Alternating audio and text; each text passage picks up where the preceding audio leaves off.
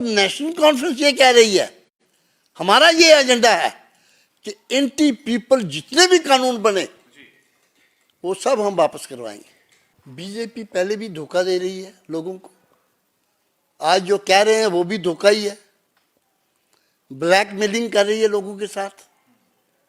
जो इनका चुना हुआ एजेंडा है, एंटी पीपल एजेंडा, वो चला रहे हैं, वो चलाना है इन्होंने।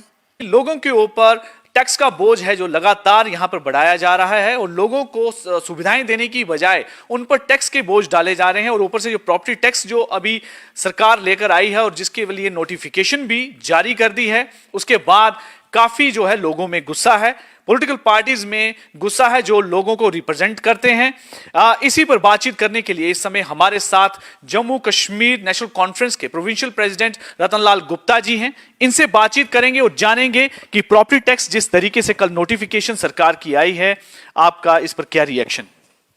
देखिए साहब, हम प्रॉपर्टी टैक्स के सख्त खिलाफ हैं।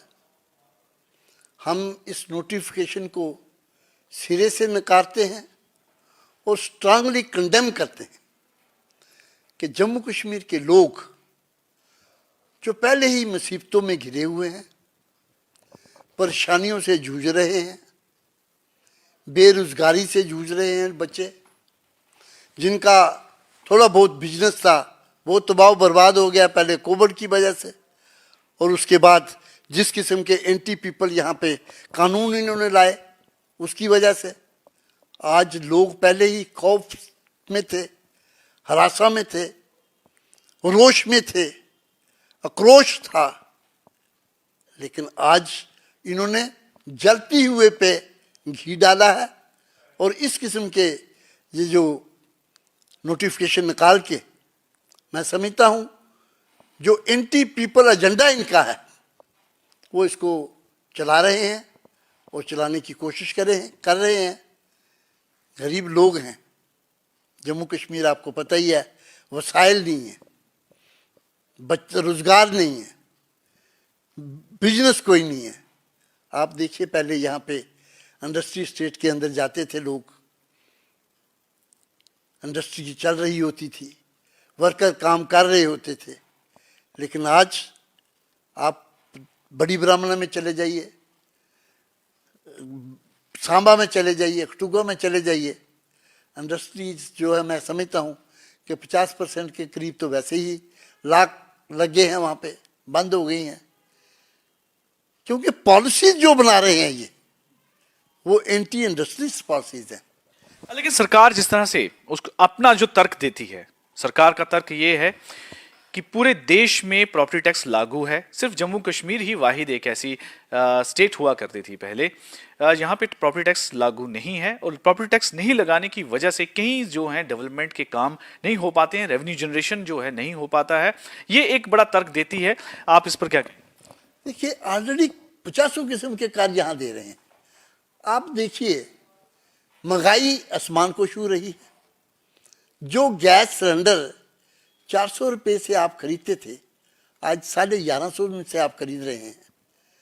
नौकरियां कोई नहीं है, रोजगार कोई नहीं है, वसाइल कोई नहीं है। आपके यहाँ छोटे छोटे ठेकेदार होते थे बेचारे, कोई काम नहीं है उनको। मतलब आप ग्राउंड रियलिटीज देखिए ना कि लोगों की पेइंग कैपेसिटी है। मैं आपसे पूछता हूँ, पर कैपिटा इनकम आपकी कम हुई है लोगों की, लोगों के 2 टाइम की रोटी के लिए लाले पड़े हुए हैं, और आप कह रहे हैं कि साहब यहाँ पे टैक्स आप लगा रहे हैं। 1947 के बाद पहली मर्तबा इन्होंने जीएसटी लगाया किस चीज़ पे? आटे पे, जो गरीब आदमी भी खाता है, चावल पे, दालों पे, वो टैक्स नहीं है। करोड़ों रुपया यहाँ से इनकम टैक्स इकट्ठा करते हैं, वो टैक्स नहीं है।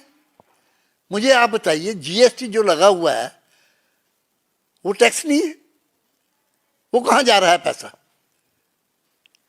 या तो फिर ये पैसा जो इकट्ठा हो रहा है अनप्रोटेक्टिव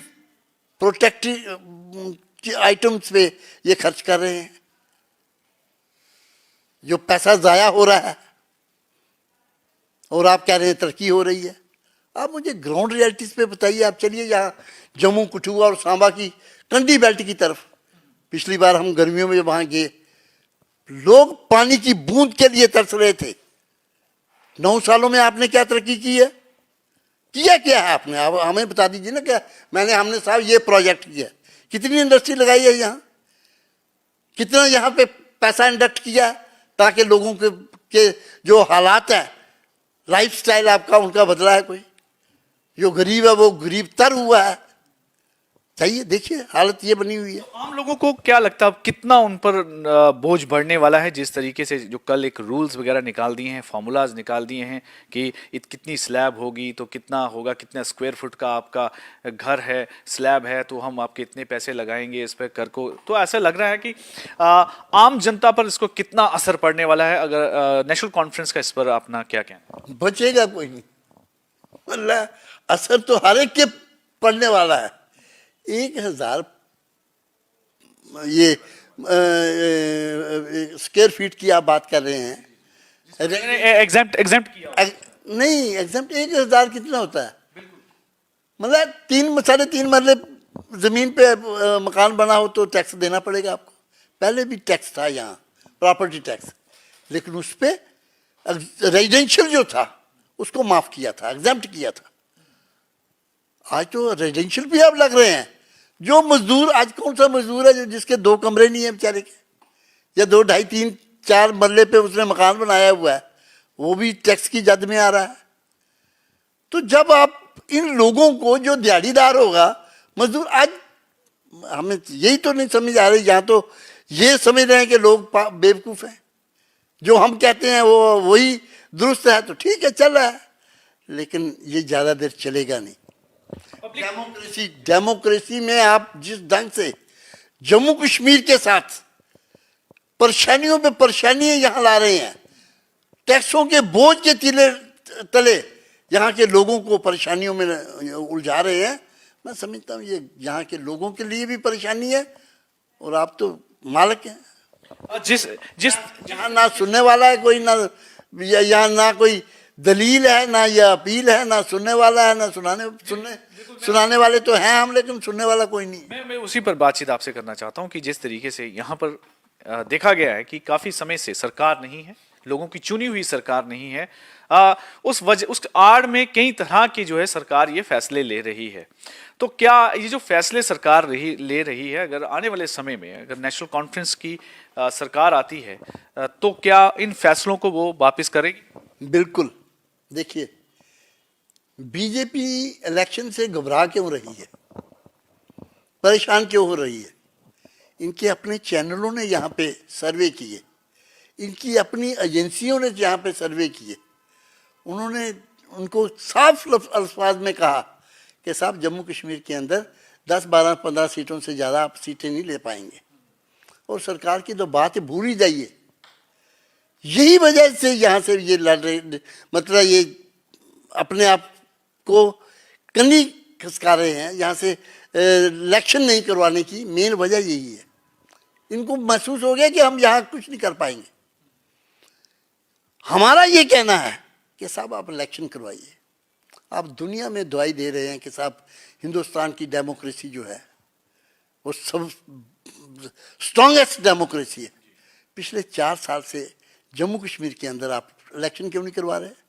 अगर आप कहते हैं कि डेमोक्रेसी जहाँ नॉर्मल सी है, आप कह रहे हैं ना यहाँ नॉर्मल सी है, अगर नॉर्मल सी आप कह रहे हैं, नॉर्मल चल रहा है सब कुछ ठीक ठाक है, तो इलेक्शन क्यों नहीं करवा रहे? हम तो यही कह रहे हैं, दीजिए लोगों को हुकूमत, लोगों के नुमाइंदे चुन के आने दीजिए, फिर वो जो मर्जी करें, टैक्स लगाएं, जहाँ वो क्या करें वो उन पर छोड़ दीजिए। आप आपकी पार्टी की वाइस प्रेसिडेंट का भी एक उनका वक्तव्य आया है कि एक ये फैसला जो है लोगों की चुनी हुई जो सरकार होगी वही ले तो सबसे बेहतर है। वही हम कह रहे हैं, ये इसी बात पे डर रहे हैं कि आने वाली सरकार नेशनल कॉन्फ्रेंस की है, क्योंकि लोगों ने मन बना लिया है कि जम्मू कश्मीर के अंदर जब भी चुनाव हुआ नेशनल कॉन्फ्रेंस से हुकूमत लेने जा रही है। और नेशनल कॉन्फ्रेंस ये कह रही है, हमारा ये एजेंडा है कि एंटी पीपल जितने भी कानून बने वो सब हम वापस करवाएंगे।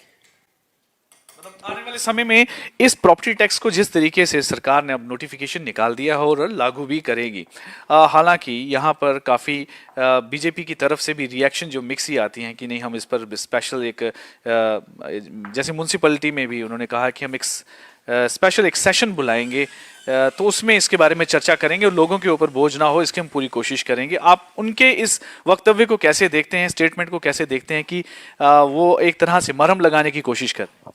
बीजेपी पहले भी धोखा दे रही है लोगों को, आज जो कह रहे हैं वो भी धोखा ही है। ब्लैकमेलिंग कर रही है लोगों के साथ। जो इनका चुना हुआ एजेंडा है, एंटी पीपल एजेंडा, वो चला रहे हैं, वो चलाना है इन्होंने। आप जो मर्जी कर लीजिए। अब पीछे जो जमीनों का चक्कर चला, हर जगह पीला पंजा पहुंच गया। क्या 2-2 4-4 मरले जगह किसी ने अपनी सारी जिंदगी की पूंजी वहाँ लगाई हुई है, किसी ने दुकान बनाई हुई है, उस दुकान से वो बेचारा अपना बाल बच्चा पालता है। अब जब दुकान के आगे आप पीला पंजा खड़ा कर देंगे, किसने खड़ा किया? वो बीजेपी। जम्मू कश्मीर में भी वही है और सेंटर में भी वही है। तो हमारा कहने का मकसद सब यही है कि भाई ये सरकार जो है, ये एंटी पीपल सरकार है। इन्होंने हमेशा लोगों के हित में काम नहीं किया कोई भी। मुझे एक बात बता दीजिए ना, ये पार्लियामेंट के अंदर अमित शाह ने साहब ने कहा था कि साहब हम जम्मू कश्मीर के अंदर इतनी इंडस्ट्री लगा देंगे, इतना पैसा इन्वेस्ट कर देंगे, कोई आदमी वहाँ बेकार नहीं रहेगा। आप मुझे बताइए कितनी यहाँ इंडस्ट्री लगी, कितने पैसे यहाँ इन्वेस्ट हुए, बल्कि एक्सचेकर से पैसे खर्च किए इन्होंने, बाहर गए, लाया, हासिल क्या किया। मैं आखिरी में एक प्रश्न आपसे पूछना चाहूंगा कि प्रॉपर्टी टैक्स को लेकर अब नेशनल कॉन्फ्रेंस का आगे किस तरह का जो है उनका स्टेप रहेगा? क्या वो प्रोटेस्ट वगैरह शुरू करेगी अगर इस तरह की सरकार के फैसले को लेकर? बिल्कुल, नेशनल कॉन्फ्रेंस इस फैसले, क्योंकि ये एंटी पीपल फैसला है, लोगों के खिलाफ ये फैसला है। नेशनल कॉन्फ्रेंस हमेशा लोगों के साथ खड़ी है, पहले भी खड़ी थी, आज भी खड़ी है, आगे भी खड़ी रहेगी। दुख सुख में लोगों के साथ हैं हम तो प्रोटेस्ट करेंगे। पीछे ज़मीनों का मसला आया, मेरे हर डिस्ट्रिक्ट हेडक्वार्टर में प्रोटेस्ट हुए। उधमपुर में देखिए, रजौरी में हमारे जितने थे, यहाँ जम्मू के अंदर, यहाँ नेशनल हाईवे पे बटिंडी या सुंजवा में हुए, जितने भी हमारे लोग थे वहाँ पे। और मैं समझता हूँ कि हम नेशनल कॉन्फ्रेंस की जो प्रोटेस्ट करने पे ही इनका दिमाग थोड़ा सीधा हुआ, ठीक हुआ, लेकिन ये रुकने वाले नहीं हैं। ये हो सकता है चंद दिन दे आपको दे दें, लेकिन उन्होंने जो करना है वो करना है। तो हमारा यही है, आज भी हम ये कहते हैं कि साहब इलेक्शन करवाइए, लोगों की गवर्नमेंट, लोगों की सरकार बनने दीजिए, वो सरकार चुनी हुई जो करना चाहे करे। तो जैसे कि आपने सुना कि लोगों की चुनी हुई सरकार हो, वही फैसला ले, ये सबसे सही बात है।